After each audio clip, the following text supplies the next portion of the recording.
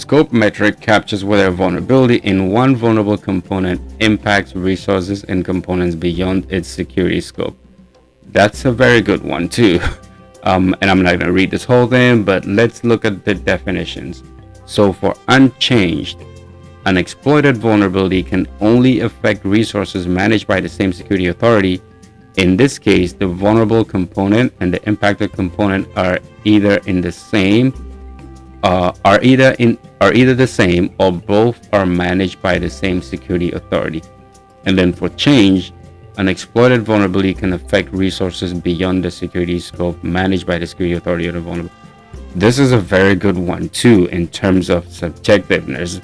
And the reason I say this is, if we look at unchanged, let's see what they actually rated it here. They actually rated it as unchanged.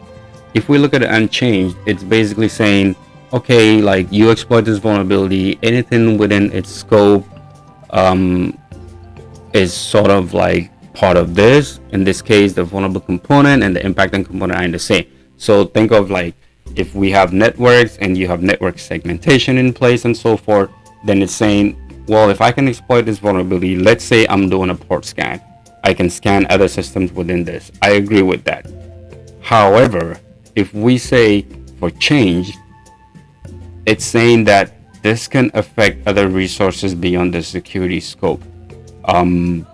That can also be possible by, in the extent that, assuming you now are within the system, you're able to exploit other systems, you're able to do port scans, you're able to run services and figure out other components that are vulnerable and so forth. Let's say there's some API implemented on this server, or let's say there's some other servers that basically leads you to having more rights in terms of like administrative or root access to a system that allows you to pivot even outside of that network that you're currently in. Then we could also say change could be applicable here.